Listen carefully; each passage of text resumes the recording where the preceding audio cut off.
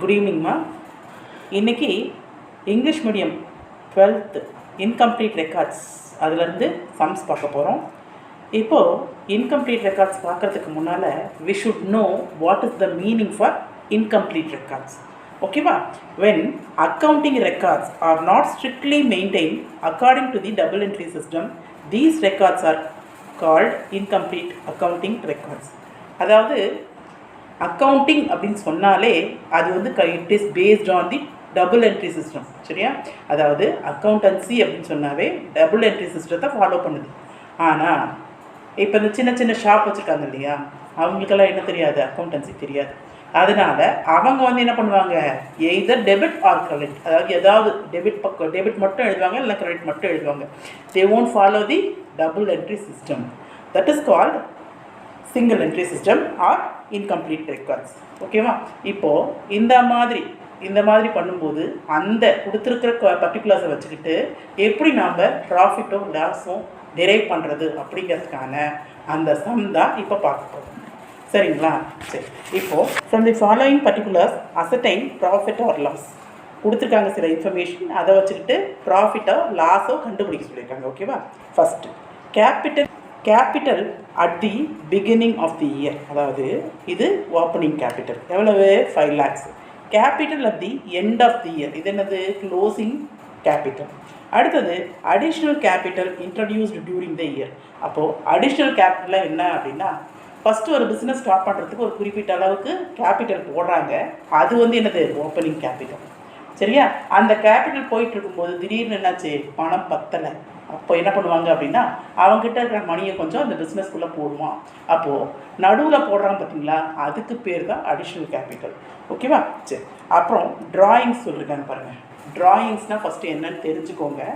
இப்போது ஒரு ப்ரொப்பரேட்டர், அதாவது ஓனர் என்ன பண்ணுறான், ஒரு பணமோ அதாவது கேஷோ அல்லது ப்ராடக்டோ எடுத்துகிட்டு போயிடுறான் வீட்டுக்கு அவனோட சொந்த யூஸ்க்காக அப்படின்னு சொன்னால் தட் இஸ் கால்டு ட்ராயிங்ஸ்.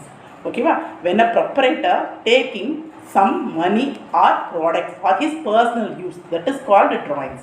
ஓகேவா? that we should consider. ஓகேவா? ஓகே, இப்போ சம் பார்க்கலாமா? ஓகே, பாருங்கம்மா. இப்போது ஆன்சர் பார்க்குறோம்.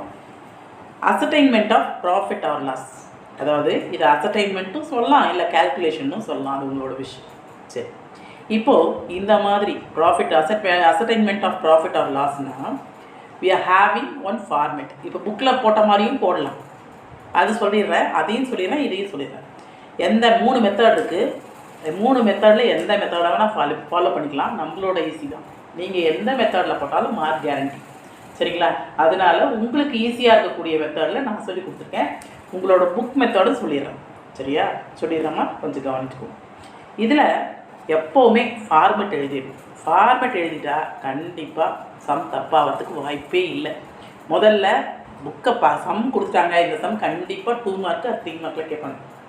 கேட்கும்போது சம்மை பார்த்துட்டிங்களா, பார்த்துட்டு டைரெக்டாக என்ன பண்ணிவிடுங்க, ஃபார்மெட் எழுதிருங்க.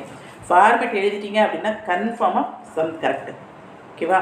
சரி, அப்போ எப்படி எழுதலாம் அப்படின்னா, ஃபஸ்ட்டு கிரெடிட் சைடு எடுத்துக்கிறோம். கிரெடிட் சைடில் க்ளோசிங் கேபிட்டல் எடுத்துக்கிறோம், ட்ராயிங் எடுத்துக்கிறோம். டெபிட் சைடில் ஓப்பனிங் கேபிட்டல் அடிஷ்னல் கேபிட்டல் எடுத்துக்கலாம். இப்போது இதை முதல்ல ஃபார்மேட் எழுதிட்டிங்களா, எழுதிட்டு அப்புறம் சம்மை பார்த்து அமௌண்ட் ஃபில் பண்ணுங்கள். நீங்கள் அமௌண்ட் எழுதிட்டு தான் நான் ஃபார்மேட் எழுதுவேன்னா கண்டிப்பாக there will be a confusion. So format முதல்ல முடிச்சுட்டு அதுக்கப்புறம் என்ன பண்ணுங்கள், அமௌண்ட்டை ஃபில் பண்ணுங்கள். ஃபஸ்ட்டு க்ளோசிங் கேபிட்டல் எவ்வளோ கொடுத்துருக்கான், அதாவது 31st மார்ச்னு கொடுத்துருக்கறது தான் க்ளோசிங் கேபிட்டல். அதை ஃபஸ்ட்டு எடுத்துக்கணும். 8,50,000. ட்ராயிங்ஸ் பாருங்கள் எவ்வளவு, 70,000 எடுத்தாச்சு. இப்போது டெபிட் சைட் பாருங்கள், 5 lakhs-ஐயும் 1,20,000 ஆட் பண்ணும்போது we will get 6,20,000. ஓகே, இப்போது கிரெடிட் சைடு ஆட் பண்ணுறோம். ஆட் பண்ணால் we will get 9,20,000. இப்போ 9,20,000 இருந்து இந்த 6,20,000 கழிக்கிறோம், லெஸ் பண்ணி பார்க்கும்போது we will get 3 lakhs. எங்கேம்மா கம்மியாக இருக்குது, எந்த சைட், டெபிட் சைட் கம்மியாக இருக்கா, கிரெடிட் சைட் கம்மியாக இருக்கா, டெபிட் சைட் கம்மியாக இருக்குது. டெபிட் சைட் கம்மியாக இருந்தால் தட் இஸ் கால்டு ப்ராஃபிட். ஓகேவா? பாருங்கள், அந்த பேலன்சிங் ஃபிகரை வந்து நான் பர்பிள் கலரில் காட்டுவேன், ஆன்சரை வந்து பர்பிள் கலரில் காட்டுவேன், பார்த்துக்கோங்க. அப்போது ப்ராஃபிட், அப்போ டெபிட் சைடில் வந்தால் ப்ராஃபிட், கிரெடிட் சைடில் வந்தால் லாஸு. சரிங்களா? சரி, இப்போது profit we are getting 3 lakhs. Total எவ்வளோ வருது? 9,20,000. இல்லையா எம்எஸ்? கிரெடிட் சைட் மட்டும்தான் 9,20,000 வந்துச்சு அப்படின்னா இல்லைப்பா. இந்த 3 lakhs போட்ட உடனே நமக்கு என்ன வருது? 9,20,000 வரும். போட்டு பாருங்கள். தேங்க்யூ.